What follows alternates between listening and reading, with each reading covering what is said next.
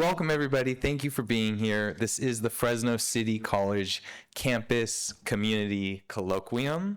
It's a bit of a mouthful, but we're here to bring local community members that are involved in current events in a panel type discussion so that the community can learn about what's going on from the people who are involved with what's happening. So tonight it's what's happening at Art Hop. There's been some recent changes and developments, and we wanted to get individuals who are part and knowledgeable of what's happening right now to give us their own accounting of it.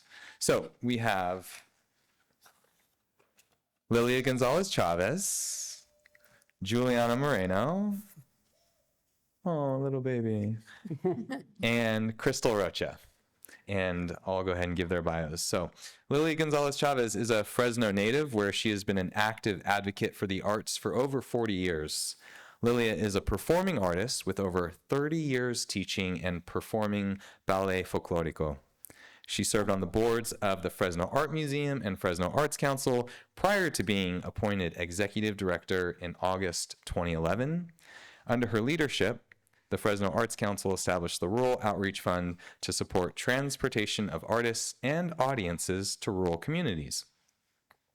She is a co-founder of Arte Americas, the Latino Cultural Arts Center. Lilia was appointed to serve on the California Arts Council by Governor Newsom in 2020.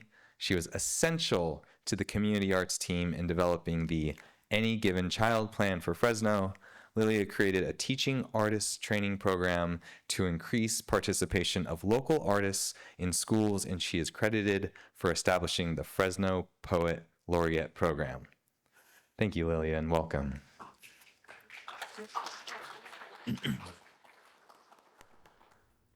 Okay, Juliana Moreno joined Fresnoland in 2023 as a labor and economy reporter, covering everything from unions to small business concerns to economic development initiatives and the arts economy.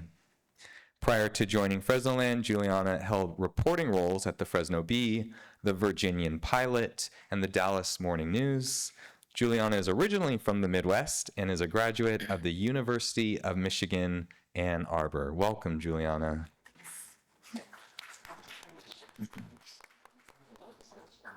Excellent.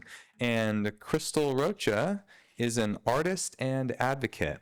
She has set up a table to vend art items outdoors at Art Hop for the past 7 years.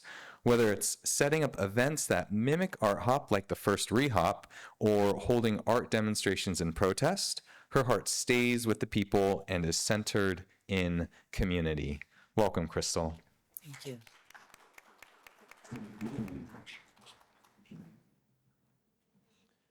Okay, so format here today is we are going to have our speakers each get about 15 minutes to discuss what's happening at Art Hop.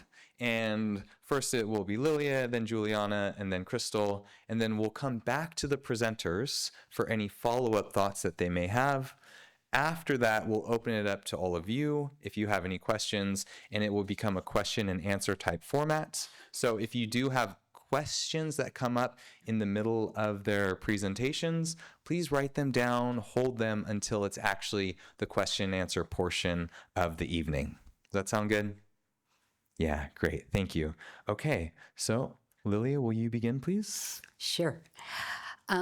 First of all, thanks to all of you for coming out this evening.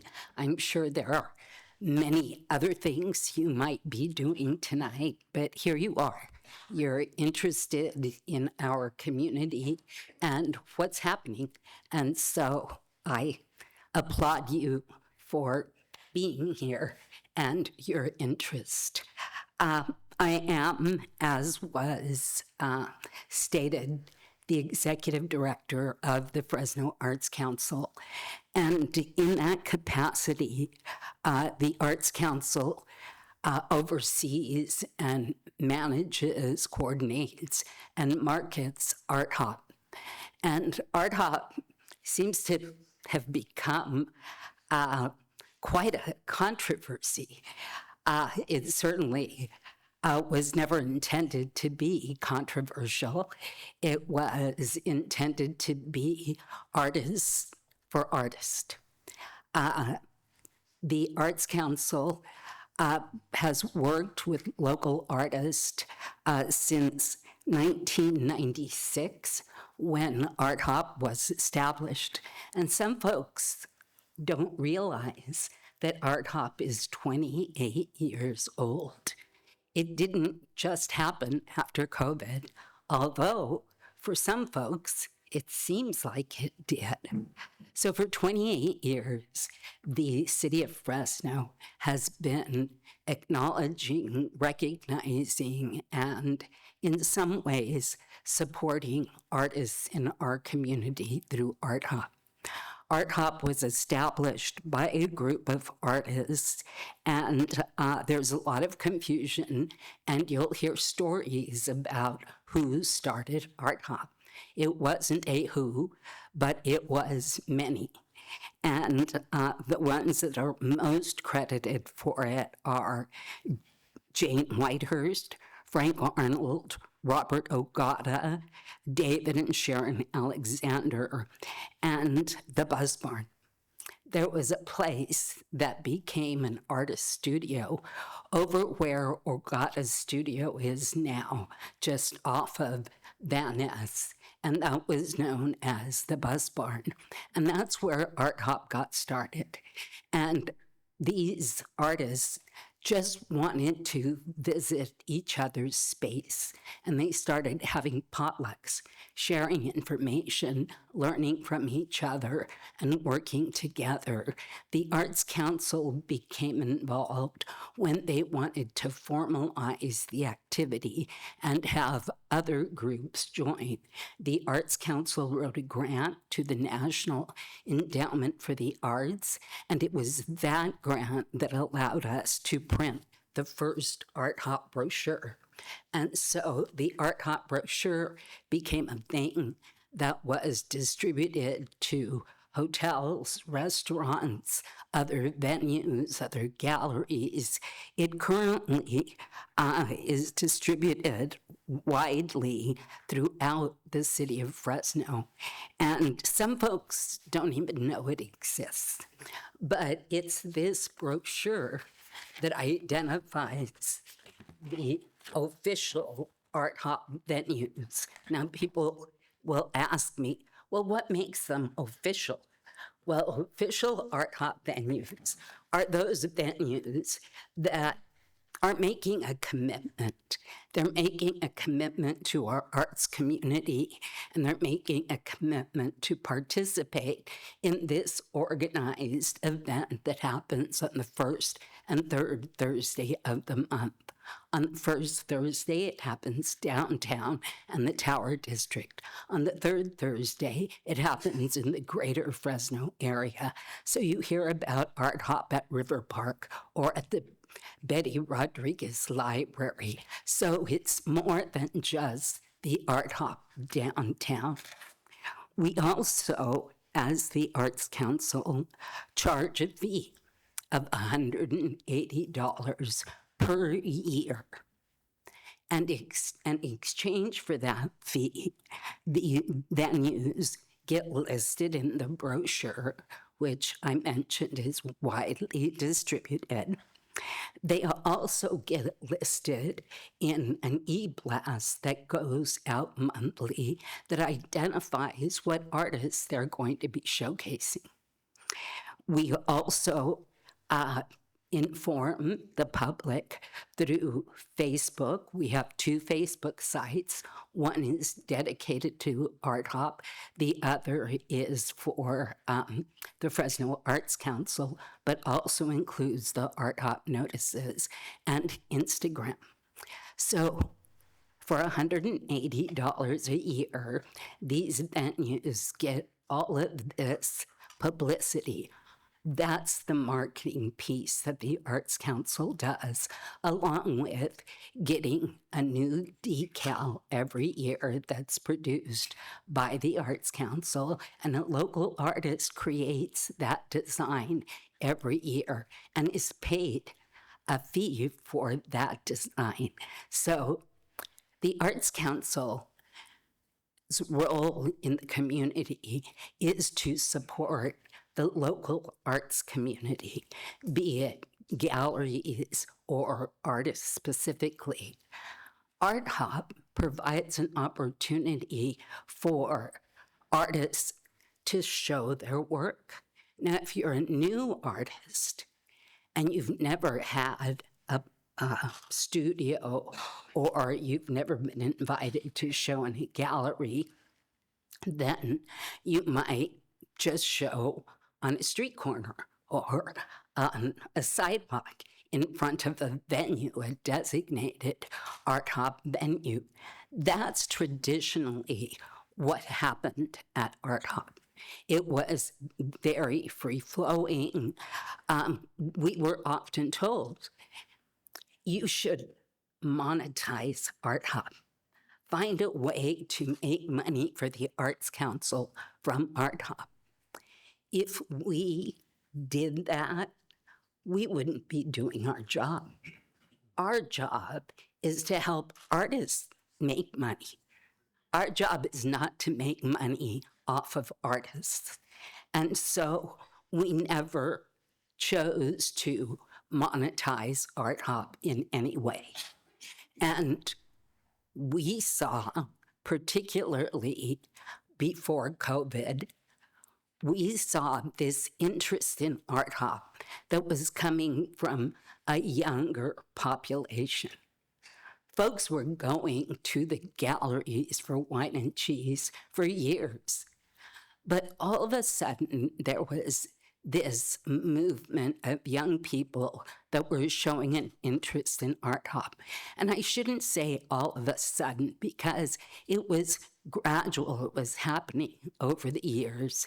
And it was happening because good art teachers were sending their kids to Art Hop, their students.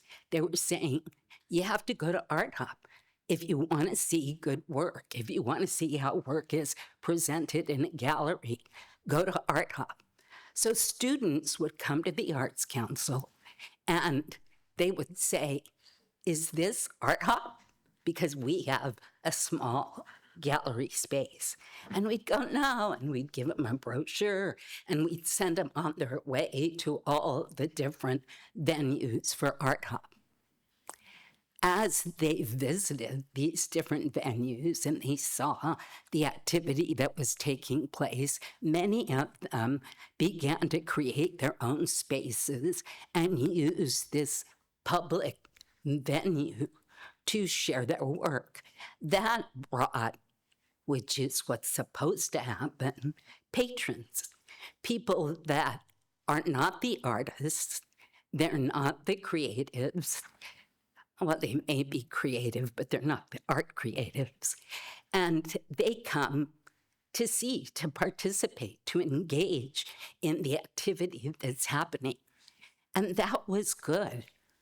We have a lot of people, in fact, as this was evolving, and it was beginning to get a little too crowded, we started sharing with different officials, be it the county or the city, and letting them know this is growing and you all need to do your part so that Art Hop can keep going and being positive.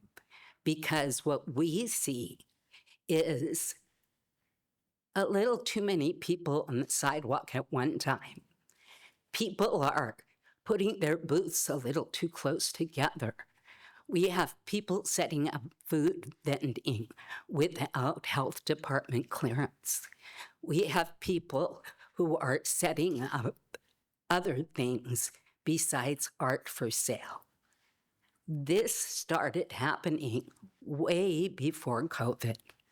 And the Arts Council did express a concern.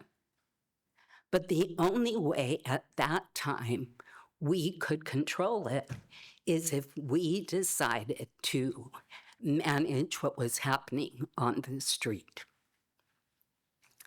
that would require us to get a license, to get a permit, not a license, a permit from the city, an event permit. We would have to pay for the additional police service that's required for a special event. We would have to pay for all of the garbage collection that's required for a special event permit. And that would be a cost to the Arts Council that we were not interested in absorbing. Not only were we not interested, we had no way of absorbing it. So you're thinking, well, how do all these events happen? People are making money. They're paying for those things. Art Council, why didn't you do that? They're paying for those things because they're charging booth fees. They're charging admission fees. We're not in the business, as I said, of making money off of artists. If a vendor who is selling, let's say you're a starting vendor, you're selling friendship bracelets, you've purchased all your materials, that's an investment. Now you're going to come out to Art Hop and I'm going to charge you $100 fee for a space. You've already spent your money on your materials. Now you're going to have to pay me for that space. How much do you have to sell your bracelets for to break even that night? Think about it. They'd be too expensive to sell. And if they were so beautiful that you did sell some, you wouldn't have much money except to pay me my fee and to pay for your materials. Where's your profit? It didn't make sense for us as an arts council to manage an event in that way. So we didn't. And it continued to grow. And things happened that we knew would happen. The vendors that were there without permits and health department clearance were out there. Vendors who were selling things that were not good for young people, such as shots out of the trunk of their car, tequila shots, edibles to underage students. Those things are documented. I'm not just saying this. Those things were documented with photographs that were happening out there. So we've been asked, so Art Council, why did you shut down the activity on Fulton? Arts Council didn't shut it down, but we're not disappointed that it happened. It needed to happen. How it happens is another issue, but it needed to happen because things were happening out there that were dangerous and not healthy for our community. And what's worse is on Fulton is where all those young people I mentioned that were doing creative things, they were coming out with their music and their DJs were playing on street corners. There was hip hop dancing. That was all happening freely. And then as all these other vendors moved in, it became not what it was intended to be. So it changed. That part changed. But Art Hop is still Art Hop. Art Hop did not go away. Art Hop did not split. There was no split. There was no division. Art Hop is still Art Hop. Fulton Street on Art Hop night is just not full of overcrowding, an activity that wasn't ever intended to be Art Hop.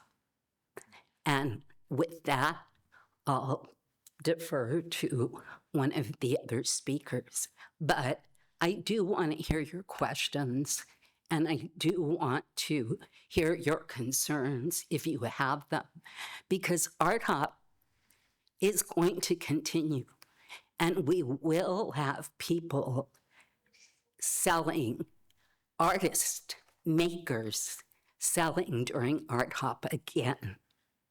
But it will be much more controlled and managed. So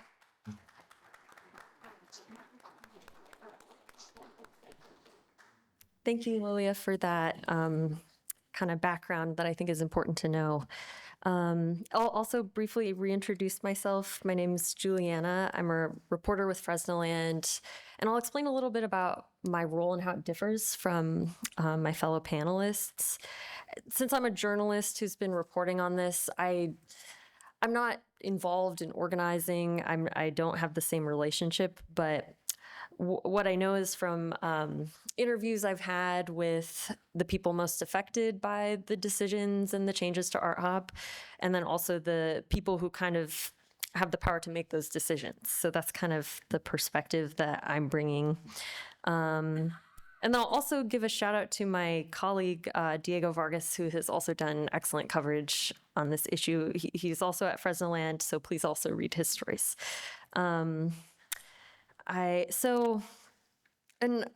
Kind of as Jameson mentioned, I'm really interested in reporting on the intersection of like the arts world, which I, just personally am interested in, and then the economy, since that's the beat that I report on for Fresnoland. And I think that this issue kind of, in some ways, does lie at that intersection.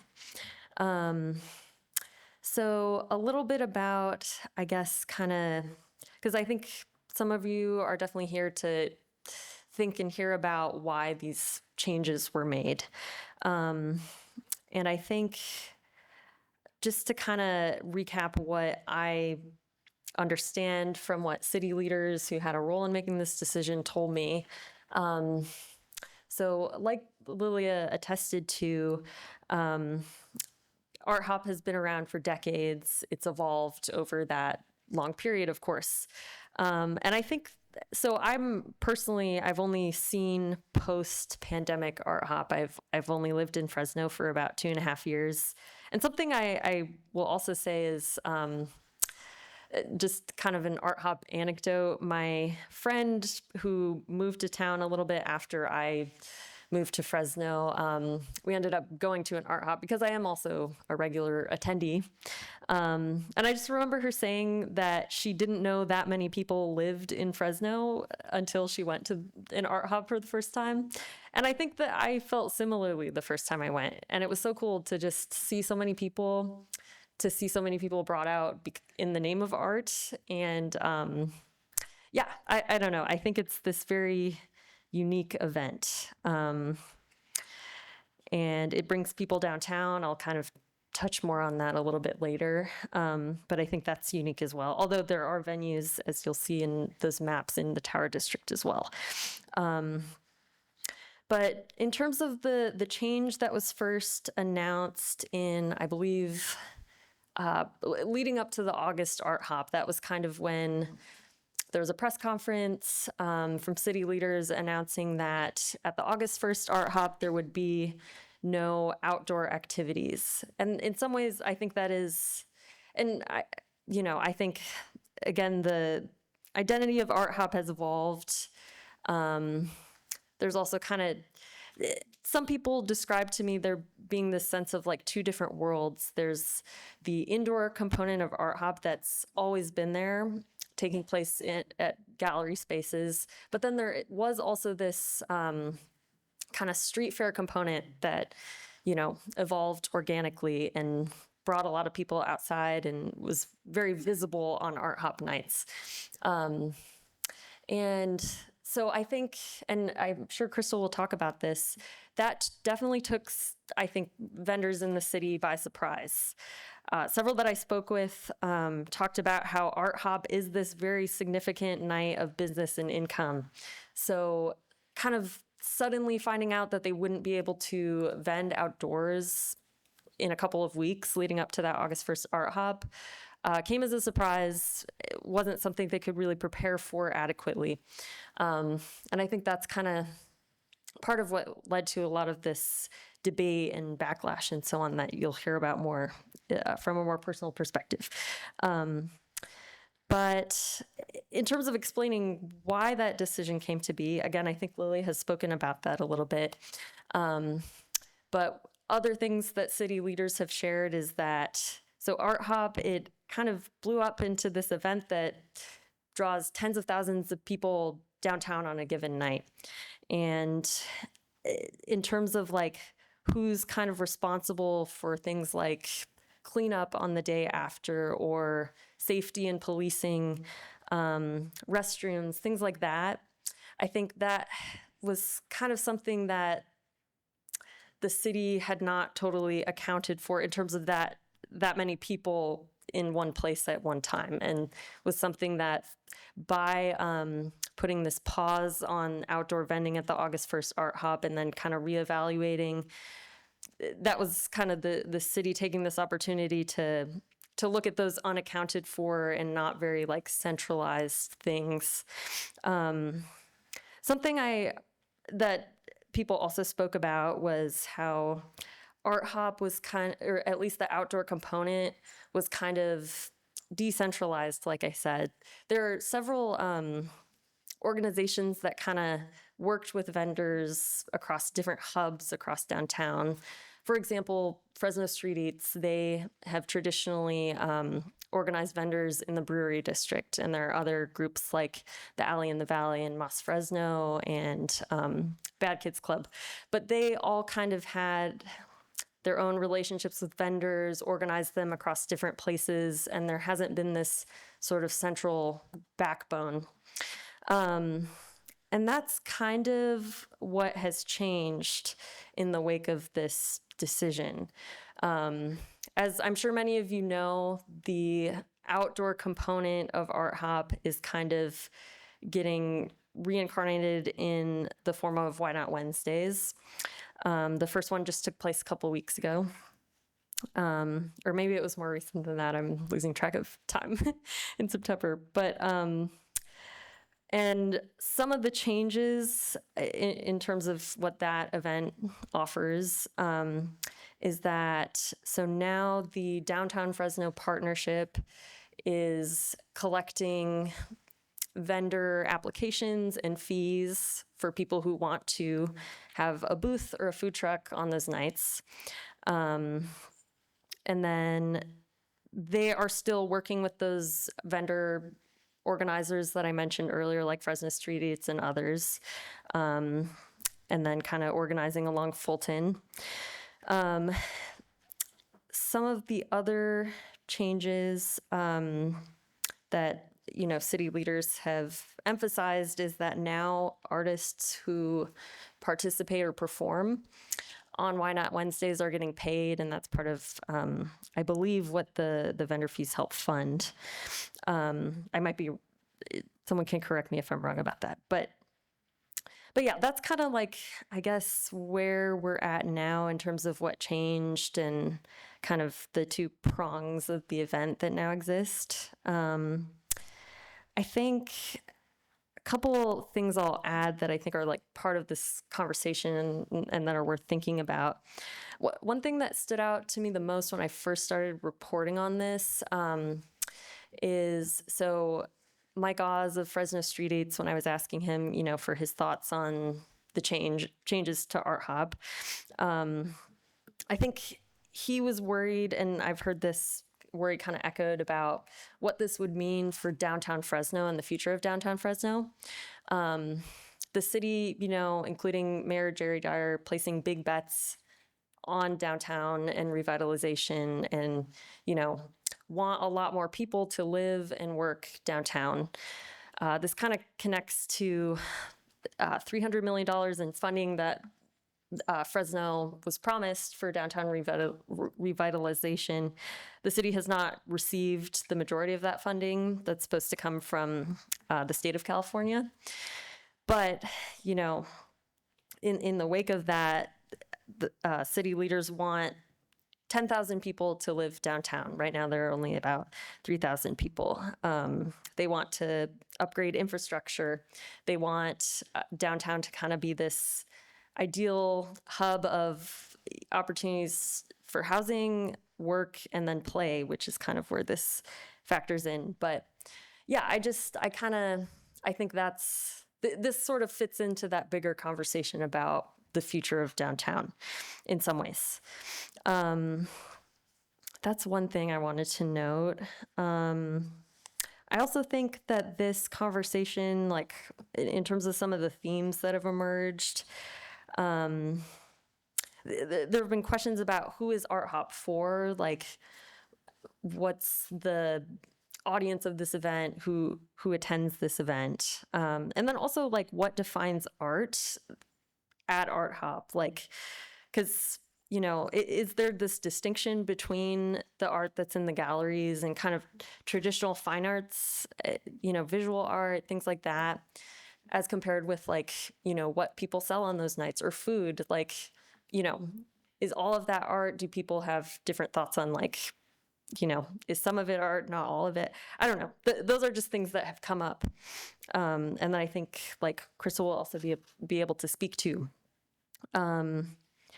Yeah, and I think that kind of summarizes everything that I wanted to emphasize. But yeah, those are kind of just the questions that I think, are still unanswered, still, people have their own answers to all of them, but that's kind of like what's emerged as I've continued reporting on this.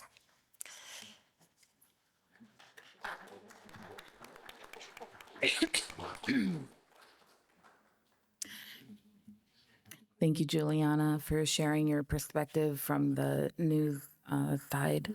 Hello, everyone. My name is Crystal Rocha. I'm a local artist and advocate and poet. And I wanted to kind of share from my perspective. My first Art Hop was over 10 years ago, and I was in a mentorship program which hosted me on their walls. And I got to experience Art Hop from the gallery perspective.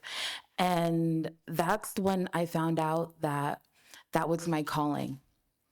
There was something about the transformative power of art that I just gelled with, because I transformed as I created art.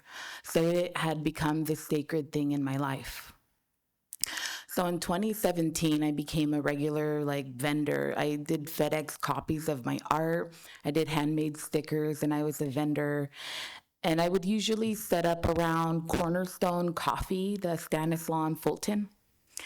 And I did well. I sold stickers for $1 that I handmade, and my prints from FedEx were $5. And it wasn't about the money. The thing was, when I shared my art and people saw themselves in it, I became into that, because I got to learn about myself, my community, and the people around me.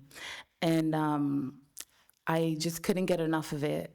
And when the pandemic happened, because we talk a lot about pre and post COVID, pre-pandemic, I would say it wasn't as big as it was post COVID.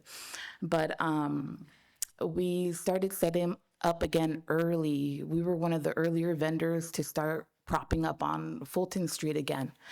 And I got to witness it grow. I got to witness the street fill up with all these vendors. And it was art vendors, it was wholesale vendors. The thrifters weren't really as saturated at that time. It was more a mix of everything, the moms who made the little cups, and it was all a mix of everything. And in this timeline, I started seeing new people show up on the sidewalks, and they had T-shirts that read Downtown Fresno, and I learned that they were the Downtown Fresno Partnership. They had ambassadors and folks asking questions to artists and vendors, and I was kind of outside of the perimeter of where they would kind of ask all these questions. And maybe a month or two later, they had sectioned off Fulton from Stanislaw to Tuolumne. So that's from Cornerstone Coffee to Warner's Theater. And when they did this, there was a new paywall You had to go to a website to sign up, and that's how you became an Art Hop outside vendor. From an artist perspective and outsider perspective, I didn't trust them. I didn't know what their goal was. I didn't know who they were really. So because I was outside of the perimeter, I didn't really interact with them much. But I did see that strip of Fulton become dead within a couple of months. People didn't sign up for it. People didn't want to pay these people. And it killed that little portion of the sidewalk. And a lot of the vendors started moving further down, closer to the breweries. And when that started to happen, we started moving around too. I tried the Moss location. I got to know Anthony and Anthony, and that was fine for a couple of months. But then I saw the downtown partnership again come and infiltrate the plaza, and they started picking up trash and making deals with Moss. And then all of a sudden, a new paywall, a new website, and artists started disappearing from the plaza. It became a whole group of thrifter friends, and then it became wholesale and one or two artists sprinkled in. And that was the last time I set up there. And I really appreciate getting this opportunity to speak from like an artist and vendor perspective, because I've got to witness this firsthand. When that happened and we moved from the Moss location, we tried down the street more, closer to the brewery. And the further along I went, the less interest there became in art. The more vintage and clothing, the more wholesale began to pop up, and finding artists became very difficult. And I felt like I wasn't being seen, my fellow artists weren't being seen or elevated. And we found an opening at Broadway Studios. And this opened a whole new like era for, Gooey and Stranger. I got to put my art on the walls. When people came in, there was already this level of like, I take myself seriously enough to like pay the money for this space to show you my heart and soul. And a lot of conversations started happening with me and fellow artists. And it was a buzz around the community, which was, where is the art and Art Hop? And a lot of artists will tell you, it's in the galleries. This is it, tell people to go to the galleries. And in the back of my heart was like, what about the art vendors? Because I was an art vendor, and that was so special to me. So I couldn't really let go of that piece. And when Art Hop rained out in 2023, 2022, December, January, me and my partner looked at each other and he was like, you know what we need? We need a second Art Hop. We need a re-hop. So out of Broadway Studios, me and Joe put whatever scratch we had together to make an event happen. It was free for all the artists, and each vendor we had there was art-based, art-centered. And everybody inside that decided to open up their studios became a part of this re-hop experience. We had scavenger hunts and adventure maps. We had fun. Fast forward, I had a son, I had a baby, and I let go of my studio to kind of be a mom, which is beautiful and wonderful, and I love it, and I don't regret it for a moment. The first Art Hop I set up at was May of this year, and I brought my son, and Joe and I were out there too, and I set up my table, and Moss had already been moved out of the plaza because of construction, and they gave him the lot, they got the permit for the lot where that old, what is it, CVS? Thank you. Where the old CVS was, and me and Joe set up on almost by the street corner. It was not a great spot, I'll be honest with you, but we were close to all this action and we thought maybe it'll work out. I was the only artist around. I looked at my neighbor who was wholesale. I looked at my other neighbor who was, they didn't have any documentation for their drink booth. And I just felt like something had shifted just within the 1 year that I was away. And, I wrote down all these notes from my perspective, but that's my background. That's where I'm coming from. And when the cancellation of outdoor vendors happened, I knew immediately how big that was. I knew that the economic impact of that alone was massive because all these vendors do buy into their supplies, do buy into like what they're doing.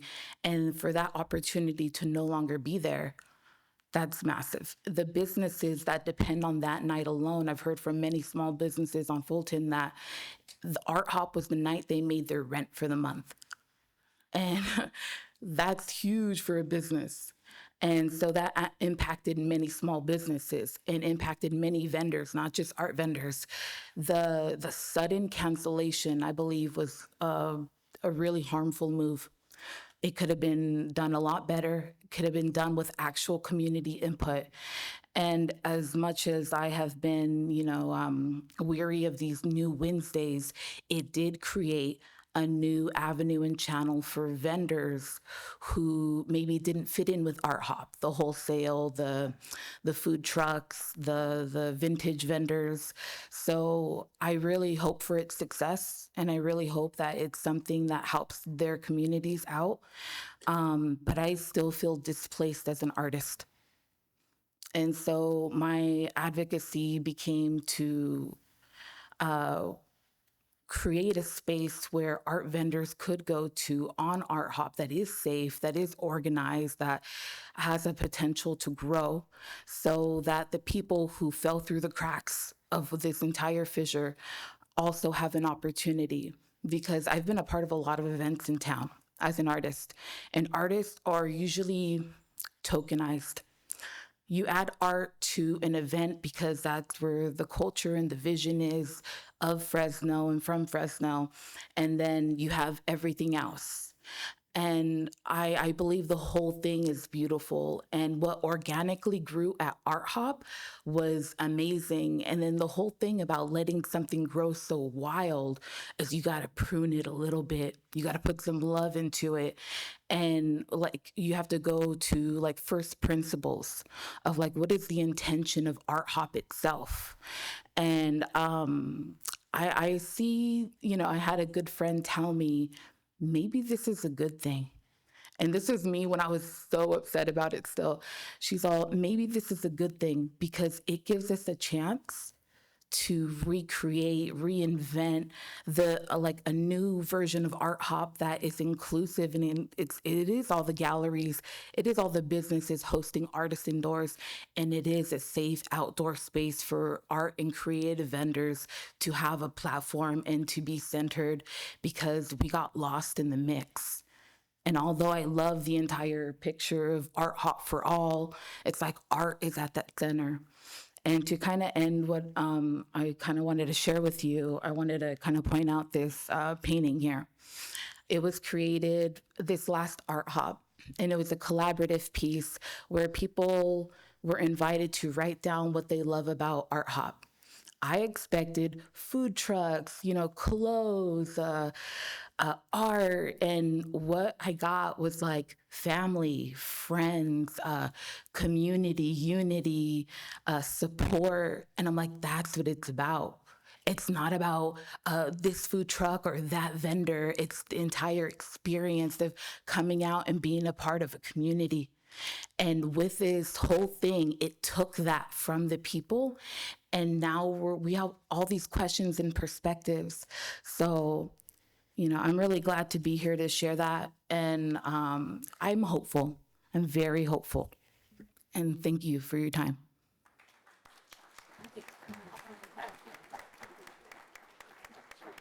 Okay, let's give another big round of applause for all of our panelists.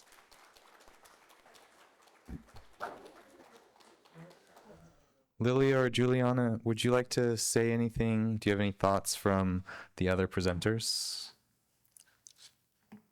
I did want to ask Crystal, you just mentioned a collaborative artwork. Is that on display somewhere where people could see it? Oh, I brought it here with me today. And I do have it online on my Instagram, which is Gooey Stranger or Rehop Fresno. Okay, cool. Sorry, I didn't see it. No, it's okay.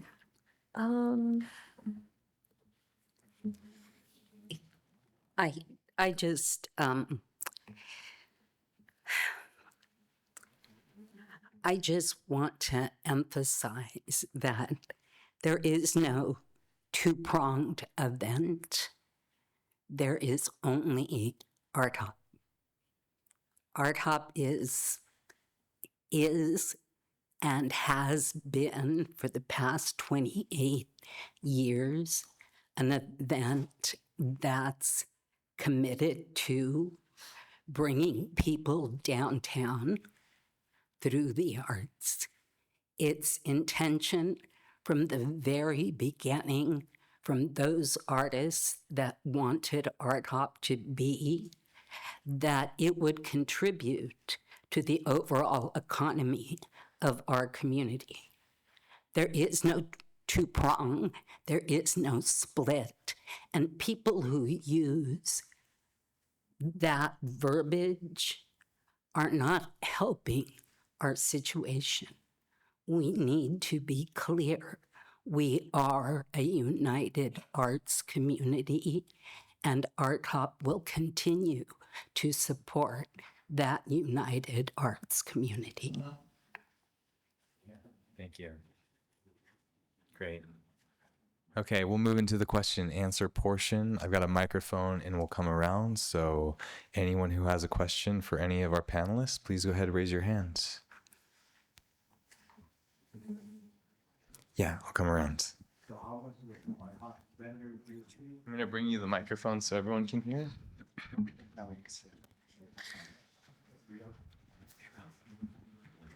Hi. So how much is the Art Hop vendor booth fee to set up a booth at the Art Hop? There is no vendor fee for Art Hop. Wait, didn't you guys talking about getting rid of Art Hop because people set up pop-up vending booths? Wednesdays has a fee. So there is a fee. That's not Art Hop.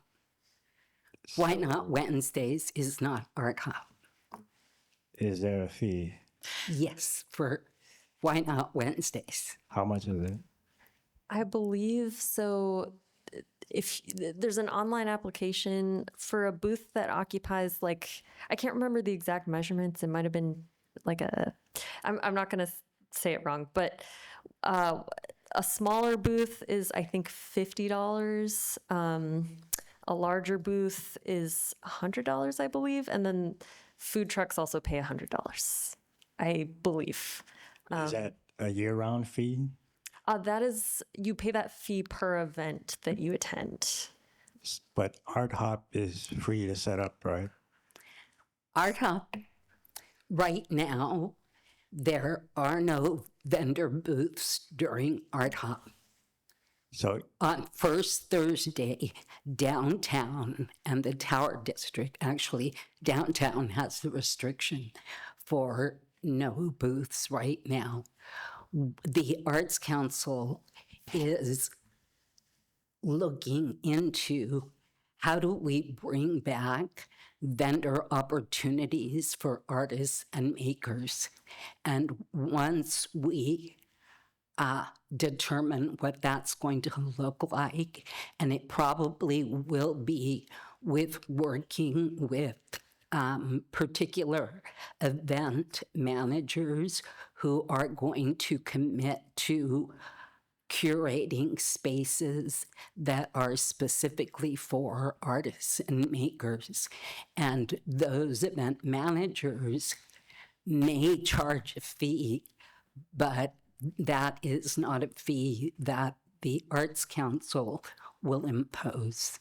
okay, so Art Hop is every, First and third Thursday of the month. and you said it's 14th Street?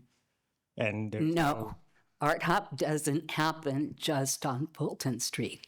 There's a map.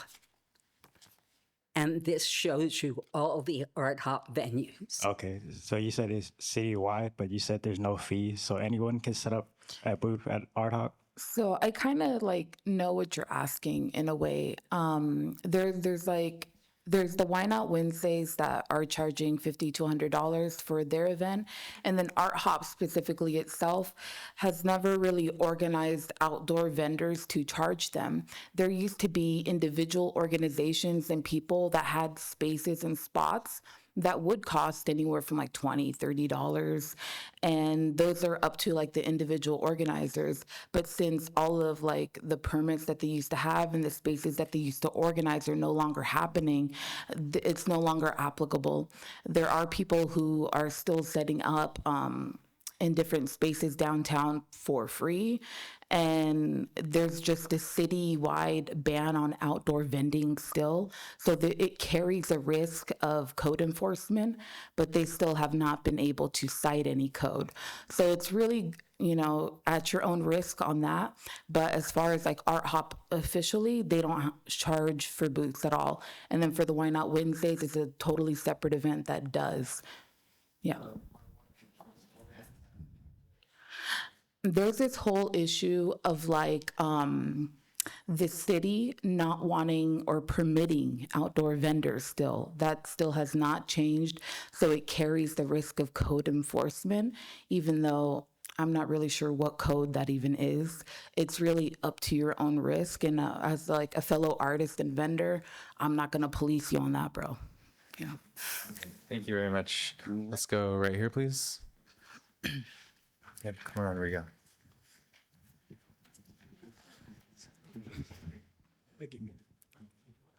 So, from my interpretation of what's been said, the Fresno Street Fair, the Why Not Wednesdays, to put it, has been a separate growth outside of Art Hop in itself, growing in tandem with.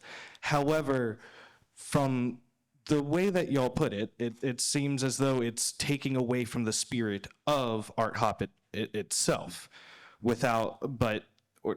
excuse me. It seems to be moving the focus of Art Hop, as you said, away from where you wanted it to be, which is more on, not necessarily on the average street vendor, making it just a street fair, but on the artists themselves and on their work. However, it still feels. I recently moved into town a couple of months ago. My first Art Hop was within this year, and the first thing I saw was the massive crowd, Fulton, and the understanding that I got shown Art Hop as this is what Fresno is. With the separation of the street vendor side and the artist side of Fresno, do you think that, one, there will be a loss, an economic loss for each of these venues in turn? Like each will take a hit because the other does not exist in tandem with it? And also, with Why Not Wednesday, with its separation, with its separation from Art Hop, it doesn't feel as separated when it takes place the day before, and it almost seems like you still have some of the same problems. For instance, you mentioned cleanup. If it happens the day before and then you still have Art Hop the next day, you don't have time. It doesn't sound like you have time for the level of cleanup that Art Hop or the street fair provides. And that's part of the economic issue. It sounds like we're not able to invest heavily into growing Art Hop into the next step of being its own fair or whatnot.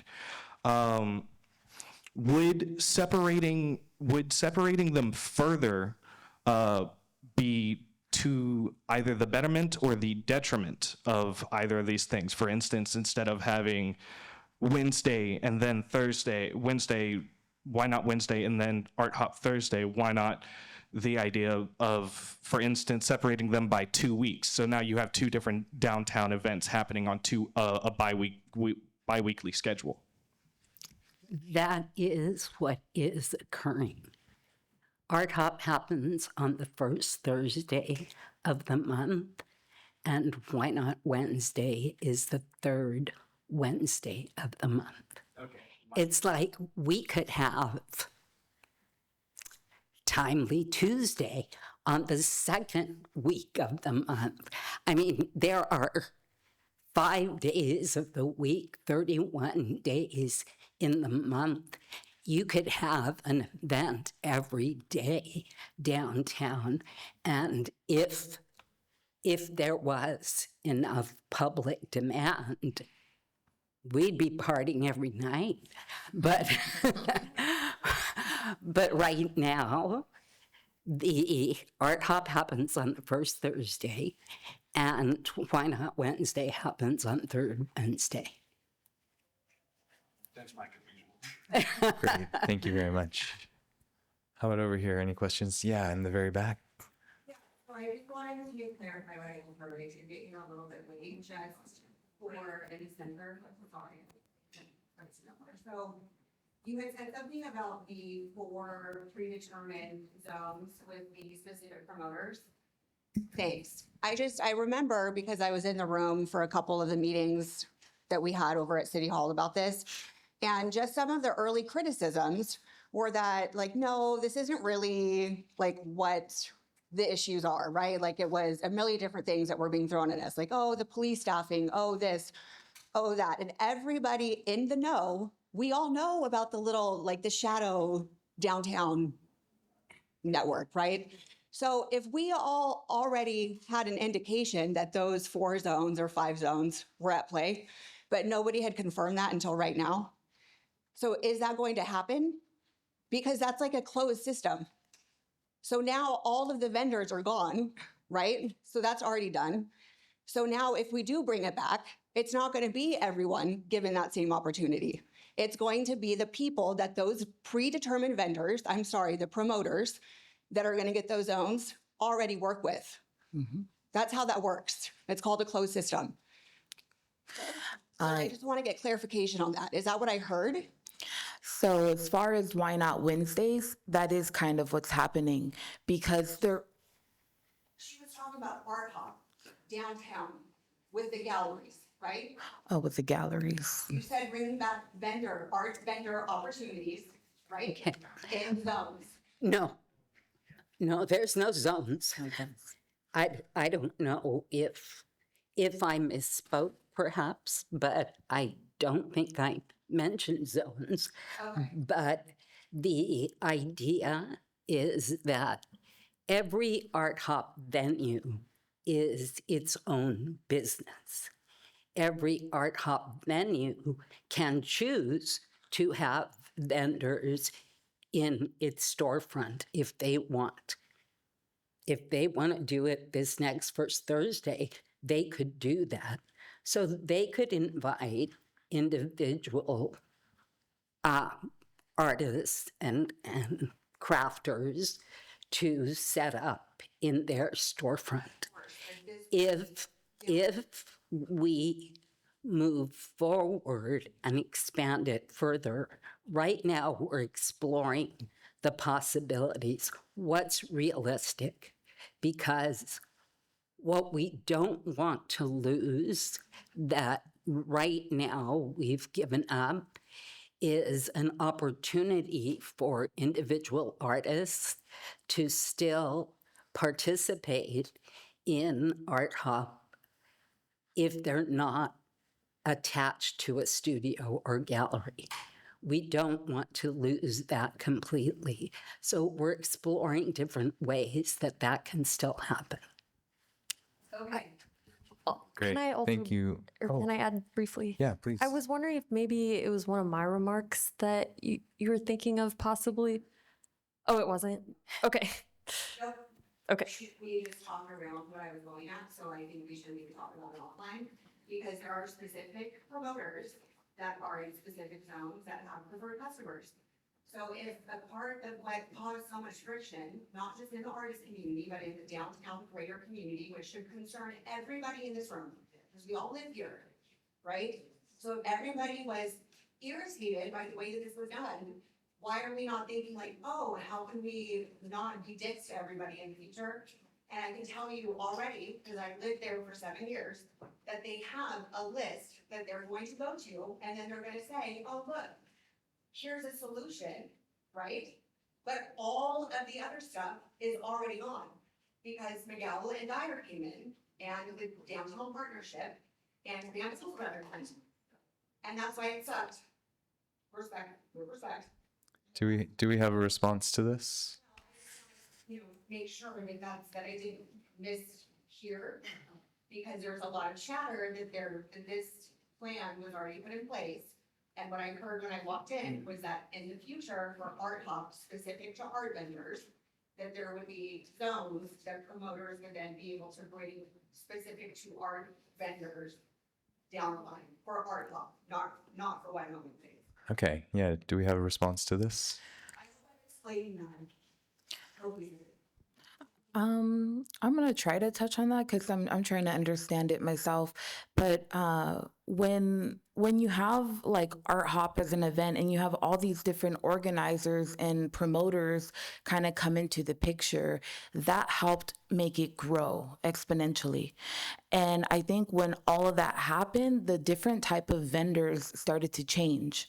And when that started happening, then it became kind of out of control and harder to like know who was out there and selling what. So, I mean, the organizations or the people that you mentioned are very much tied to like why these Wednesdays are even happening, why this kind of even occurred. And I can kind of understand where you're coming from. I might not have all the answers, but I mean, there really is something to it. And I'm not sure about all that info right now. I'm curious. I do have a question for you. I have a question for you, and that is, who has the list? It hasn't been, this has not been written down. I lost my byline, so I'm a freelance journalist. So that's, Okay, I will tell you that the Arts Council does not have a list. Let's give her an opportunity to speak, please, in response to what's going on right now. Thank you. Yeah. Yeah, I did ask her the question, and I will tell you that the Arts Council does not have a list. That it's what? it's not the real, it's not like a real organization. The Arts Council is a real organization. Obviously, but that is, you're right. Okay. We're going to table this one for now. Thank you very much. Okay. Right here. I think the what she may be referring to is the Art Council had mentioned that over time you're going to look into potentially, or you are going to look into bringing brand ambassadors or promoters or somebody to lead the outside events for Art Hop in the future. And I heard that part. That's what I think she may be. Yeah, I said event organizers, and maybe that's what she was referring to, but not in any zones. And the reason that we will defer to event organizers is because the Arts Council does not want to manage those kinds of activities. We are only interested in ensuring, so whoever we do work with is going to have to demonstrate to us that they are in fact working with artists and makers, and that's all. Okay. So I had a follow up to that, the original one. So you talked about 28 years. So over 28 years, perspective of art, generations change, new groups of people come in. So their definition of art may not be what your council believes is art. There was some reference to vintage clothing. I think today kids consider thrifting and buying clothes and the way they dressed in art as well. So are we going to limit what the belief of art is based on your councils, or is it going to be other perspectives in there? I understand the part of food, people selling something outside of the art world, but we have to, you talked about 28 years, we have to move on and realize that some of our thinking as the older generation may not be the same, and to cap it and say, this is going to be what it is, isn't fair to all those kids who spend all the time building the Art Hop over the post-pandemic timeline. No, you're exactly right. Art evolves. How people interpret art, how they view art changes with time. Art is still art, and we have different perspectives and ways of valuing what we call art. I think young people, one of the beauties of Art Hop was as it evolved, it allowed for young people to put their stamp on Art Hop. And that's why we see so many young people that only knew Art Hop on Fulton Street. They didn't know that Art Hop happened throughout the city until they came to the Arts Council and we gave them a map.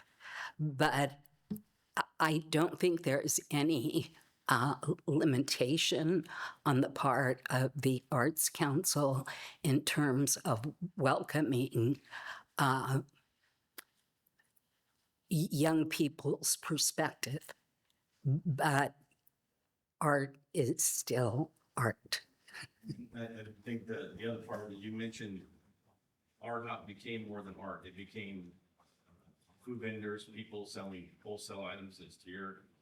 We understand that part, but I think the balance of what it brought downtown, the unlicensed, the people who were just setting up that shouldn't be set up, that's a different thought process. But to just throw that all away without going back to the table and saying, what can we save is tough. Why Not Wednesday has evolved. It was a great first Wednesday. As I walked around, I saw kids setting up speakers and music and singing that weren't part of the Why Not Wednesday team.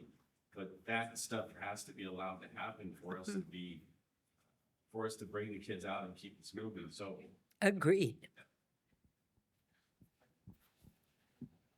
Yeah, let's keep going. Do we have a response to what this gentleman is saying? Or do we like to move on? That's what we love about Art Hop, is that it did have all these elements to it. So I agree as well. I want to see Warner's Corner with dancers again and DJs. I think if the individual businesses there have vendors that they want for in front of their businesses, they're welcome to do that. And I feel like a lot of people can take part in shaping it. Yeah. Thank you. Or do you mind if I, sorry. One thing Please, I please. didn't mention earlier was, so I believe that minors are not required to pay any of those fees to be a vendor at Why Not Wednesday. And I think, I don't speak for the city, but I've heard that framed as sort of like an example of how they want young people to still be able to participate. And then also the sort of new feature of artists who perform at Why Not Wednesday are also paid to do so. Not that that's specific to young artists performing, but those are just two things I wanted to add that I may have forgot to mention. Thank you. Great. We've had this hand right here for a while, please. Hello. So I'll be upfront and honest about this. When I went to City Hall the first time after the Art Hop cancellation, I wrote my name down on the event. I had no idea what it was going to be to revitalize what was going to happen, and that ended up turning into the Why Not Wednesday thing. I was in the room most of the time. I'd say like 75% of the time to try to revitalize what was, and I know you said you don't want to say split, but really the business owners in there, I would talk to Fabio from Bad Kids Club and Anthony from Moss, and then the people from the wine bar and Mike Oz too, who were just devastated. Like they had nothing good to say about the situation behind it, and they wanted to make this organic and feel like Art Hop did, bringing the community out and bringing everybody back. But everybody in that room was genuinely and incredibly worried that it wasn't going to be what it was going to be. So I also remember Elliot Balch from Downtown Fresno Partnership mentioning a couple of times that if they had gotten the Measure P funds for the Downtown Fresno Partnership that weren't the mural, that they could help support Art Hop in the long run. And Lilia, you mentioned that you would give the other organizers a chance to organize art hop spaces. So my question is this.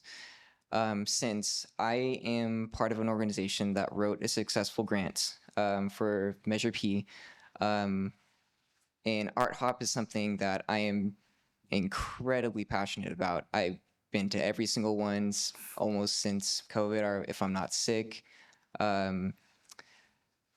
Is there any way that these businesses downtown, like Moss Fresno, Bad Kids Club, the wine bars, can apply for Measure P funds through a nonprofit to support art hop and revitalize it and do whatever it is they need to with the funds to support artists, but also at the same time do it in a way where they don't lose business and they can revitalize that? Is that possible? You know, I believe anything is possible.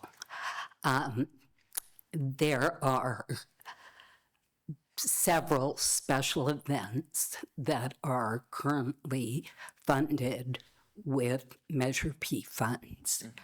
I don't know that Art Hop needs that. Art Hop seems to be hopping along just fine. But I recognize that there is interest in having other special events. And so to apply for a special event that is in alignment with the cultural plan, then that's an application that could be submitted and reviewed. Okay. A follow-up question to that is, Art Hop in the past would bring out anywhere from 10,000 to, I would maybe even estimate like 20,000 people on some nights. It was huge. And I would say that's culture. Just bringing out that many people in that amount of numbers it needed to be regulated, but it was truly magical to see. And like you mentioned, like it made Fresno seem cool for once. It made it exciting.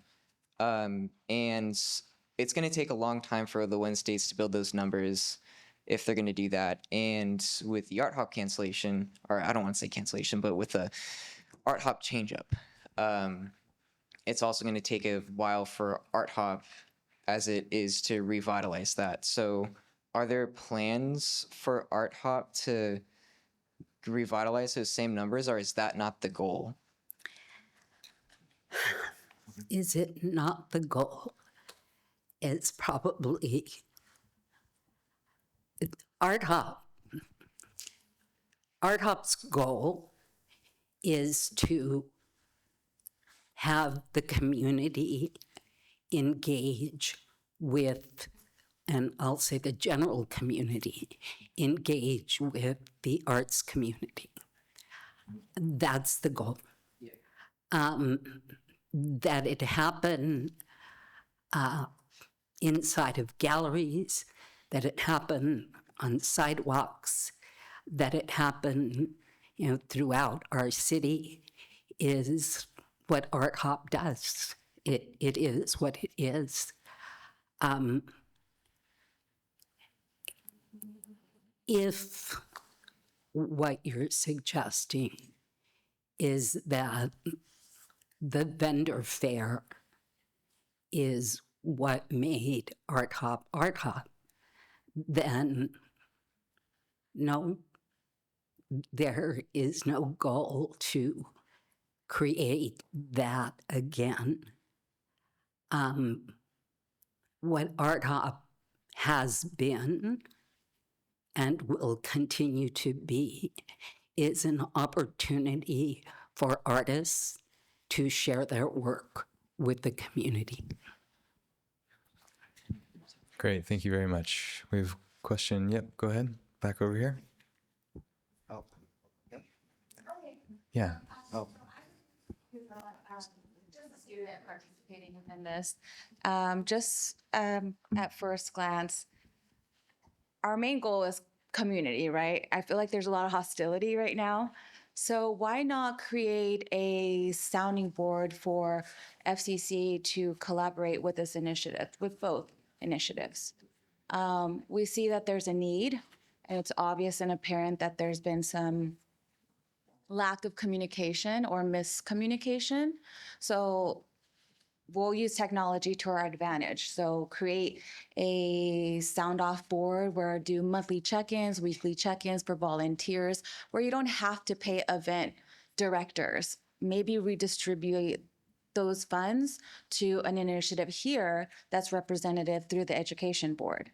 So that way we all are saying our peace of mind instead of having that friction.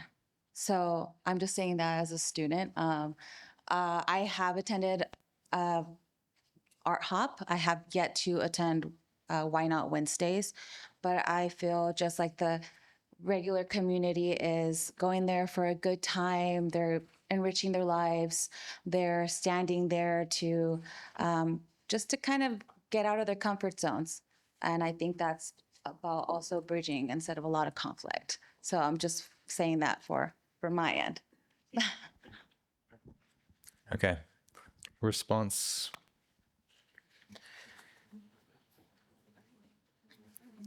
I mean, we're at the early stages still. I mean, it's been a couple months, but in retrospect, Art Hop has been going on for 28 years. So this is still pretty new. So there's always like space for conversation on what that looks like in the future. And I do agree that Art Hop was like a cultural fabric for us here in Fresno. And with the vendors outside not being a part of it like they used to, it does feel like a version of it that is not familiar. So I believe that if we have a vision for what our future in Fresno could look like, that can have many solutions and many people taking part in that. So, yeah. Okay, thank you. Yeah, go ahead, Rigo. Hello, my name is Natalie Barajas. I'm an artist and I also work here on campus as a gallery aide. So from my understanding so far, right now, Art Hop only takes place in indoor official venues, correct? Is there a way for young emerging artists to be involved within the process towards the new explorations of Art Hop, especially since a lot of these official venues and galleries are exclusive and mainly focus on already established artists who are mostly old and white men? Ooh. I'm gonna take offense. The Arts Council manages or curates 2 spaces, one at City Hall and the Arts Council itself, our gallery. And I'm not, well, okay, I'm old, but I'm not white. So, but to your point, which I think is important, and that is the Arts Council space specifically makes itself available to new and controversial artists. So we, unlike any other gallery in town, do not charge a gallery fee. Any sales made by artists in our space go 100% back to the artists. Other galleries do charge a fee, and they have to. I mean, they have to cover their overhead costs, and we have to as well. But we write grants, and we get funds other ways. We have other sources of earned revenue, and that's how we support ourselves. But we don't charge a fee to artists. But I would like to meet with a group of young artists and find out what you are thinking and what would that look like and how could we design a space and cover the cost of that space so that new and emerging artists would have a place to show their work during Art Hub at no fee. Can I just follow up really quickly on what Natalie said? I think that they're speaking to an underlying issue, right, with Art Hop and with Fresno Arts in general, is that for young emerging artists, there aren't a lot of spaces where they can get their work seen, and showing up as a vendor and selling your work is not quite the same, right, as having a gallery exhibition. It's great, it's wonderful. And so I really hope that something that comes from this is that younger artists, we have many talented students and young artists here in Fresno, can begin to get those opportunities to show their work that is controversial or experimental, or maybe it's not. Maybe it's just lovely traditional oil painting, whatever it is that they're doing in these spaces that, let's just be very real for a minute. There is a division in terms of some of these more established gallery spaces and the younger arts community. There are wonderful spaces that have been around for a long time, but they are not open to younger artists. I'm not talking about the Fresno Arts Council and that. Just wanted to... Thank you. No, I hear that, and the Arts Council is always open to new ideas and listening to what people are interested in seeing happen in the arts community. So drop in, give me a call. We'll set up a meeting and figure out how to make it work. Great, thank you very much. Okay, let's go right here.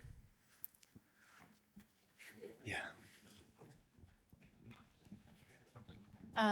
I'll be brief, but just actually picking back on it. If I'm not mistaken, that if venues are not officially like Art Hop, like officially Art Hop events can add their names onto there, but they also can still have a show even if they're not, on the list of official Art Hop events during Art Hop. And so if there is like, wanted to confirm this, but also had a suggestion so that, if there is any venues that, that are in those areas, like, for a third Thursday anywhere in Fresno beyond the downtown and Tower, and then on the first Thursday in downtown and Tower, if there, there's a potential to partner with venues to be able to show in there and be able to promote on Art Hop, and it doesn't have to be official, but that there, and that if a venue wants to be part of that, then they can contact you guys. But also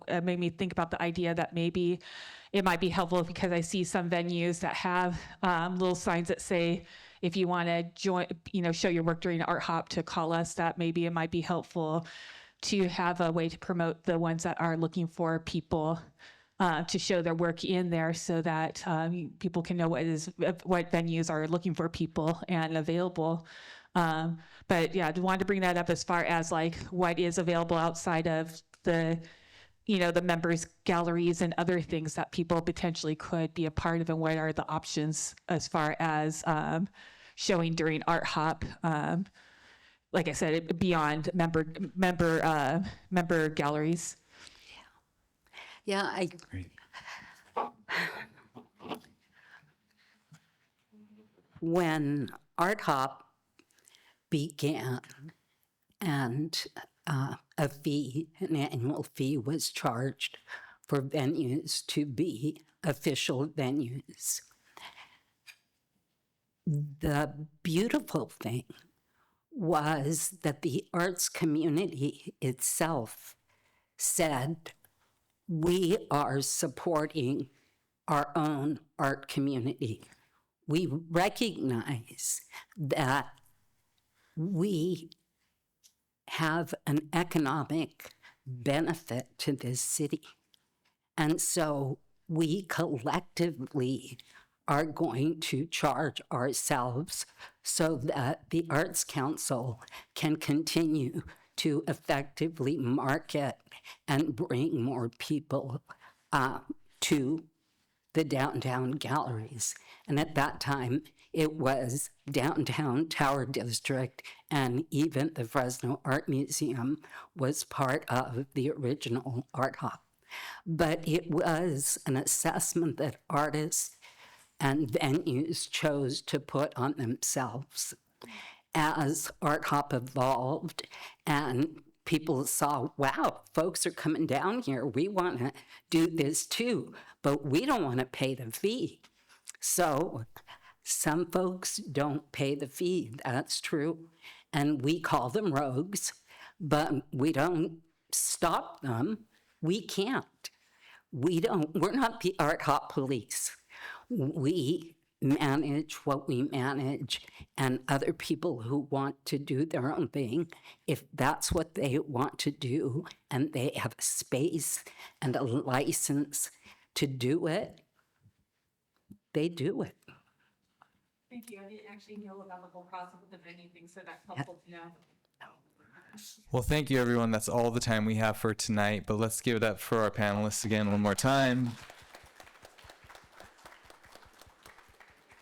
And if you like the colloquium, we are doing this on the 4th Tuesday of every month, so please come back and join us. You can join our mailing list. We have Art Hop venue maps that you can grab on your way out, and then also Crystal has her materials for Rehop that are available on your way out, so go ahead and grab one of those, and we'll see you all again next time. Thank you so much. Yes, thank you for coming.